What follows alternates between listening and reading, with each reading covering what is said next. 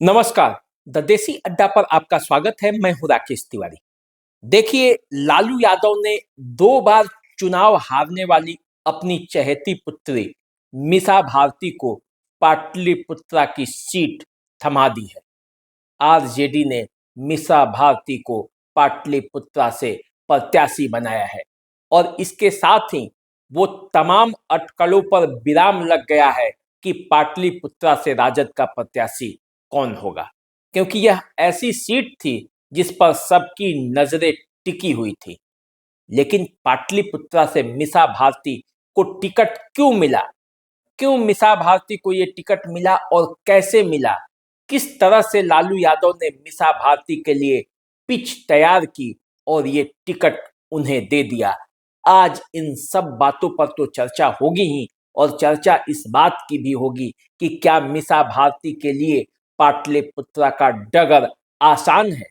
राजनीतिक आईने में ये देखेंगे कि राम कृपाल यादव के सामने मीसा भारती कहाँ टिकती हैं। तो चलिए एक बार सबसे पहले पाटलिपुत्रा के इतिहास को खंगालते हैं। 2008 में जब लोकसभा क्षेत्रों का परिसीमन हुआ, तब पाटलिपुत्रा क्षेत्र अस्तित्व में आया और अस्तित्व में आने के साथ ही जो यहाँ पहला मुकाबला हुआ वो लालू यादव और रंजन प्रसाद यादव के बीच हुआ। लालू यादव तब आरजेडी के प्रत्याशी थे और उनके पुराने साथी रंजन प्रसाद यादव जदयू के तरफ से चुनाव मैदान में थे। तब रंजन प्रसाद यादव ने 23,541 मतों से लालू यादव को पराजित किया था। तब रंजन प्रसाद यादव को 2,79,000 मत मिले थे और लालू यादव को लगभग 2,45,000 के आसपास मत मिले थे। इसके बाद आइए, ये 2009 का चुनाव था, 2014 का चुनाव।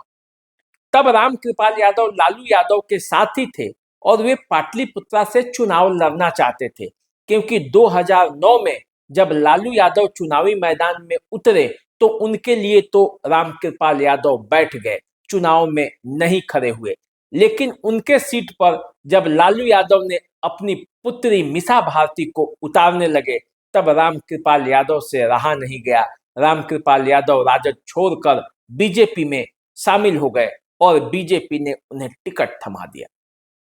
तब आरजेडी के तरफ से मीसा भारती चुनावी मैदान में उतरी, लेकिन 40,000 मतों से वो चुनावी बाजी हार गई।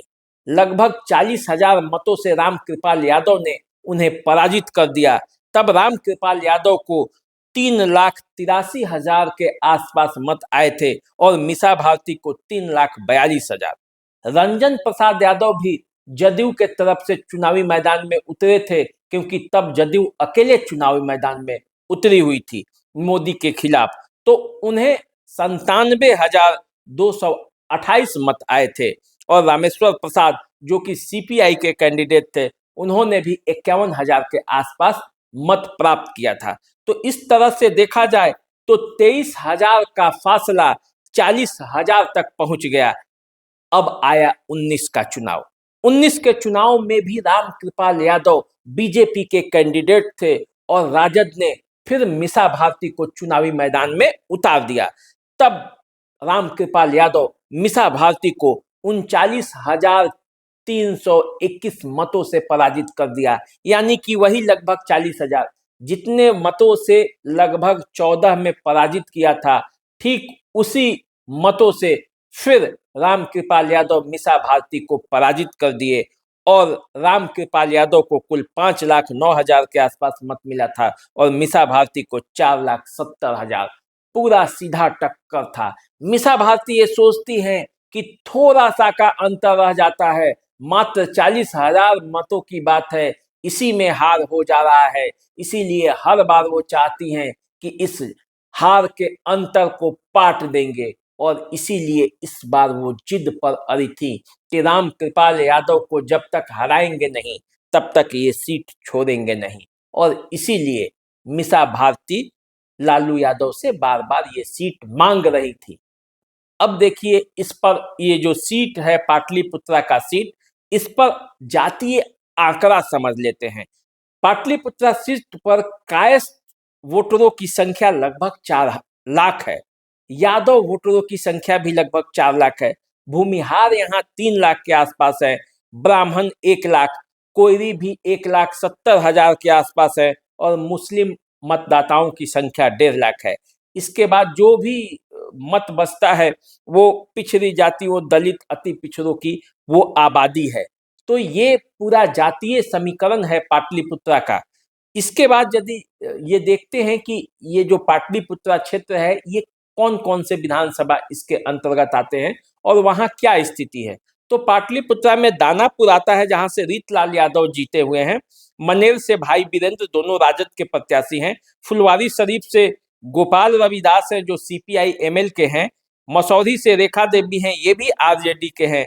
पालीगंज से संदीप सौरभ हैं, ये सीपीआई एमएल के हैं। विक्रम से सिद्धार्थ सौरभ है जो कांग्रेस के हैं। तो इस तरह से देखा जाए तो पूरा जो विधानसभा का सभी क्षेत्रों पर इंडिया ब्लॉक का कब्जा है। लेकिन जितना आसानी से आप देखते हैं इसको विधानसभा के मामले में, उतना आसान ये लोकसभा में नहीं रहता है। लोकसभा में बाजी पूरी तरह से पलट जाती है और मोदी के नाम पर लोग गोलबंद हो जाते हैं और राम कृपाल यादव को अपना मत दे देते हैं। ये तो हुआ पूरा समीकरण कि पाटलिपुत्रा का समीकरण कैसा है। लेकिन अब आइए, जिस मीसा भारती को लेकर कहा जा रहा था कि इस बार उनका टिकट कट जाएगा, तेजस्वी यादव भी चाहते थे कि यहां से प्रत्याशी बदल दिया जाए, उस मीसा भारती का टिकट नहीं कटा है। अब मीसा भारती फिर से चुनावी मैदान में है। तो ये कैसे संभव हो पाया? दरअसल मीसा भारती यहां से हर कीमत पर चुनाव लड़ना चाहती थी, जबकि शुरुआती दौर में ही दानापुर के जो विधायक हैं रीतलाल यादव, उन्होंने दावा कर दिया था कि इस सीट से इस बार मैं चुनाव लड़ूंगा और जीत कर तेजस्वी यादव के झोली में पाटलिपुत्रा सीट रख दूंगा। लेकिन ऐसा हो नहीं पाया। बाद के दिनों में भाई वीरेंद्र आ गए मैदान में और वे भी इस सीट की दावेदारी करने लगे। भाई वीरेंद्र पुराने नेता हैं, मनेर से वो आरजेडी के विधायक है, कई बार जीते हुए हैं, तो इसलिए उनकी दावेदारी मजबूत होने लगी। सूत्रों की माने तो लालू यादव राजनीति के पक्के खिलाड़ी हैं, माहिर हैं। इधर बेटी का दबाव था, उधर भाई वीरेंद्र और रीतलाल यादव चुनावी मैदान में एक दूसरे के खिलाफ भी खड़े थे कि हम मुझे टिकट चाहिए तो मुझे टिकट चाहिए। ऐसी स्थिति में लालू यादव ने बीच का रास्ता निकाला और भाई वीरेंद्र को पहले समझाया। भाई वीरेंद्र को समझाने के बाद रीतलाल यादव को भी समझाया।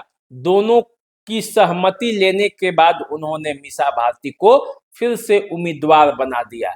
यानी कि दो लोगों की लड़ाई में ये सीट फिर से मीसा भारती को मिल गई सी लगती है। लेकिन यकीन मानिए लालू यादव पहले से भी चाहते थे कि ये सीट पर मीसा भारती ही चुनावी मैदान में उतरे, क्योंकि मीसा भारती लालू यादव की चहेती पुत्री हैं। लालू यादव दिल्ली में जिस आवास पर रहते हैं वो मीसा भारती का ही आवास है। मीसा भारती शुरू से ही लालू यादव के राजनीतिक सफर की साथी रही हैं। ऐसा माना जाता है कि मीसा भारती का नाम भी मीसा इसलिए रखा गया क्योंकि 77 के समय जो इमरजेंसी थी, उस समय में मीसा कानून के तहत लोगों को गिरफ्तार किया जा रहा था और उसी समय मीसा का जन्म हुआ, इसलिए उनका नाम मीसा भारती रख दिया गया। इस तरह से देखा जाए तो मीसा का जन्म ही राजनीतिक आंदोलनों के बीच हुआ, इसलिए वो राजनीति में अपना मुकाम हासिल करना चाहती हैं। हालांकि वे आरजेडी से राज्यसभा की सांसद है। परिवारवाद के तमाम आरोपों के बावजूद लालू यादव ने एक बार फिर मीसा भारती पर विश्वास किया है। तो मीसा को भी ये सिद्ध करके दिखाना पड़ेगा कि पाटलिपुत्रा के सीट पर तो सिक्का उनका ही चलेगा। लेकिन चलेगा कि नहीं, इसको लेकर कुछ कह नहीं सकते, क्योंकि जो कैंडिडेट मीसा भारती के सामने खड़ा है उसका नाम राम कृपाल यादव है। राम कृपाल यादव भी पूरे क्षेत्र में सालों भर रहते हैं, जनता के बीच लोकप्रिय भी हैं और सर्वप्रिय भी हैं, सर्वसुलभ भी हैं। शुरू से ही राम कृपाल यादव सादा जीवन में विश्वास रखते हैं। तमाम ऊंचाई प्राप्त करने के बावजूद राम कृपाल यादव जमीन से जुड़े रहे हैं और इसीलिए अंत अंत तक जाकर उनको ये फायदा दिला जाता है। लोग ये कहते हैं कि राम कृपाल सर्वसुलभ है और इसलिए लड़ाई तो पाटलिपुत्रा में टक्कर की होगी, चाहे वो जातीय पैमाना पर देखे या बीजेपी का लहर देखे, लालू या इंडिया गठबंधन का लहर देखे। जो देखिए पाटलिपुत्रा की लड़ाई दिलचस्प होने वाली है। दो पुराने धुरंधर फिर एक दूसरे के सामने होंगे, तब देखना है कि इस सीट से लालू परिवार की प्रतिष्ठा बच पाती है या नहीं। चलिए इस तरह की और खबरें भी मैं आपको बताता रहूंगा, राजनीति से जुड़ा हर अपडेट आपको पहुंचाता रहूंगा। आप हमारे चैनल को सब्सक्राइब कर लीजिए, फेसबुक इंस्टाग्राम पे हमें फॉलो कीजिए।